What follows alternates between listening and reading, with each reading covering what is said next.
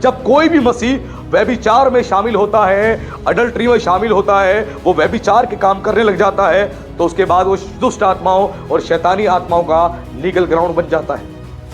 यीशु मसीह ने क्या कहा? ध्यान से सुने मेरी ओर, देखे सब लोग। यीशु मसीह ने कहा, अगर कोई भी व्यक्ति किसी स्त्री के प्रति या किसी पुरुष के प्रति अपने मन में कोई भी गंदे विचार कर ले, तो उसने उसके साथ क्या कर लिया? व्यभिचार कर लिया। फिजिकल व्यभिचार वाली बात, फिजिकल जो अडल्ट्री में शामिल है, उससे पहले मन की बात प्रभु ने कर दी है। मन की बात कि अगर मन में तूने गंदे विचार भी कर लिए तो तूने उसके अंदर व्यभिचार कर लिया, और जब व्यभिचार तूने कर लिया तो शैतानी और दुष्ट आत्माओं का तू लीगल ग्राउंड बन जाएगा।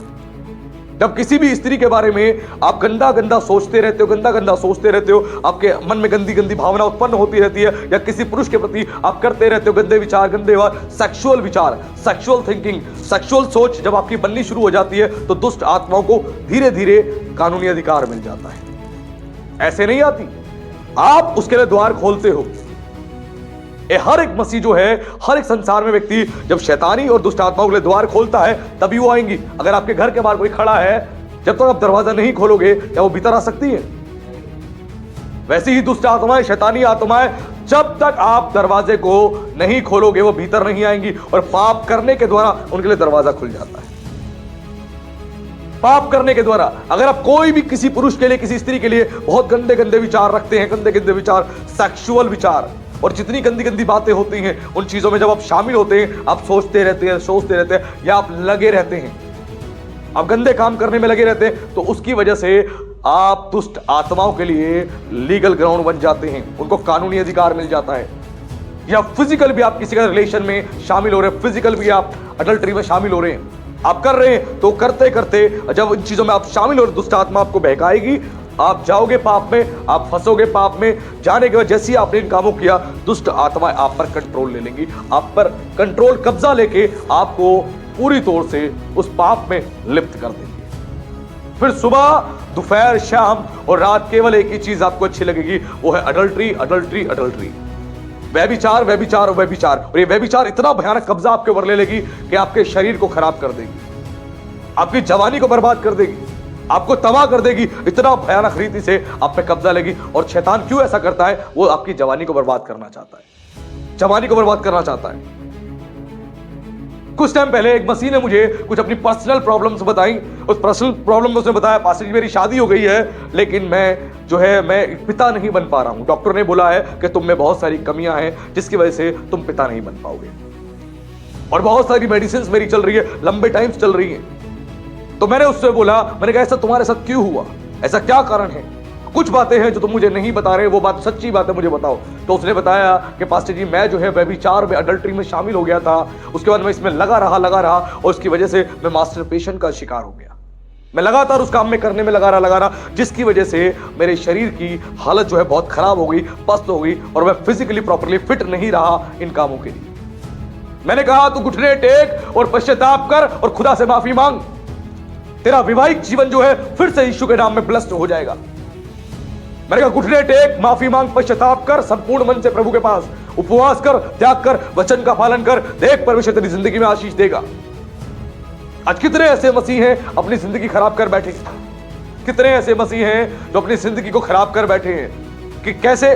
क्योंकि यही काम में करने में लगे हैं। ना केवल मसीह, गैर मसीह भी इन कामों में लगे हुए हैं। इसलिए शैतान का एक बहुत बड़ा एजेंडा है, एक टूल है कि वो चाहता है हर लड़का, हर लड़की व्यभिचार में लिप्त रहे, अडल्ट्री में शामिल हो जाए। वो चाहता है कि संसार में पूरी तौर से लड़का लड़की लिविंग के अंदर फंस चुके हैं, क्यों पाप में आ रहे हैं। शैतान चाहता है उनकी जवानी खराब हो जाए, वो मास्टरबेशन के शिकार हो जाए, वो अडल्ट्री के आदी हो जाए, और पूरी तौर से वो पाप में चले जाते हैं। जब आप किसी चीज की लालसा अधिक करते हो, तो शैतान क्या करता है, बड़ा स्मार्ट है, वो आपकी लालसा को पूरी कर देता है। जब किसी चीज के आप लालसा करते हो, किसी चीज को पाने के लिए आप बेचैन हो जाते हो पाने के लिए, तो शैतान भी बहुत क्लेवर है, बहुत स्मार्ट है। वो क्या करता है, आपकी लालसा को पूरी कर देगा, आपको वो चीज प्रोवाइड कर देगा। जब वो चीज आपको मिल जाएगी, आप उस चीज के नशेड़ी हो जाओगे, आदी हो जाओगे, आप पॉइजस्ट हो जाओगे, और आपको वो चीज घेर लेगी। और आपको समझ नहीं आएगा और आपकी जवानी बर्बाद कर देगी। कितने ऐसे मसीह हैं, कितने ऐसे लोग हैं, शादी हुए कई साल हो चुके हैं लेकिन बच्चा नहीं हो रहा है। इसकी वजह से उनके डिवोर्स के रेशो बढ़ते जा रहे हैं। ना केवल मसीह, गैर मसीहों में भी डिवोर्स के रेशो बढ़ते जा रहे हैं। शादी हो गई, बच्चा ही नहीं हो रहा, 5 साल हो गए, 6 साल हो गए, क्योंकि अपनी जवानी को खराब करी उसने इन गंदे कामों में, अडल्ट्री में जवानी खराब करते गए और आज बच्चा तक नहीं हो रहा है उनके, क्योंकि वो इसके लिए फिजिकली फिट ही नहीं है। उनको पता ही नहीं कि हम किस पाप में चले गए। केवल वो चंद दिनों के उस आराम के लिए, उस प्रेम के लिए, उस सेक्सुअल हैबिट्स के लिए वो अपने आप को फंसाते चले गए और शैतान ने अपना काम कर दिया। उसके बाद उनकी जवानी खराब कर दी। आज हमें समझना और सीखना जरूरी है। ये अडल्ट्री जो है, ये पूरी तौर से शैतान जो है, इसके द्वारा लीगल ग्राउंड बन जाता है। आप शैतान का कोई मनुष्य और वो कब्जा ले लेता है। गंदे गंदे विचार किसी स्त्री के लिए सोचोगे या पुरुष के लिए सोचोगे तो आपने उसके लिए आपने व्यभिचार कर लिया, ये यीशु ने कहा। और अब जब व्यभिचार में शामिल होते हो, वो खेल करता है, पहले थॉट्स डालता है, वो डायरेक्टली काम नहीं करता। जब थॉट्स आपके अंदर आते हैं, उन थॉट्स पे आप मन लगाते हो और रात दिन इसी में लगे रहते हो, फिर आप क्या करते हो, मास्टरबेशन के शिकार हो जाते हो। आप इसके शिकार हो जाते हो, इसमें फंसते चले जाते हो। ना केवल पुरुष, स्त्रियां भी हैं जो इसमें शामिल हो जाते हैं, फंस जाती हैं।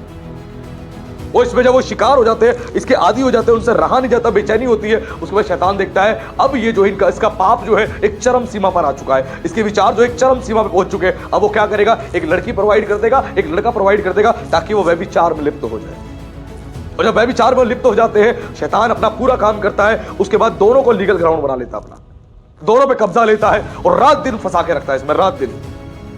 और सुबह दोपहर शाम रात केवल एक ही विचार आते हैं, केवल सेक्स सेक्स सेक्स और कुछ नहीं।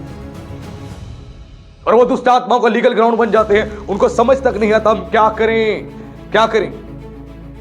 और बाद में जाके वो परेशान हो जाते हैं। शैतानी आत्माओं को, दुष्ट आत्माओं को, शैतान को कानूनी अधिकार मिल जाता है जब आप द्वार खोल देते हो पाप करके, तो या पाप में लगे रहते हो तो। इतनी आसानी से वो एंटर नहीं होता। वो पहले थॉट्स डालेगा, उसके थॉट्स पे आपने मन लगाए, उसके बाद आप लगे रहे उस थॉट्स पे सुबह दोपहर शाम आप सोचने में लगे रहे। आपके दिमाग को सुन्न कर देगा। जितना इन विचारों को आप सोचते रहोगे, आपका दिमाग सुन्न हो जाएगा, ब्रेन आपका सुन्न हो जाएगा, सोचने समझने की शक्ति चली जाएगी, आपकी आंखें बदल जाएंगी, आपकी आंखों के ऊपर एक लेयर आ जाएगी।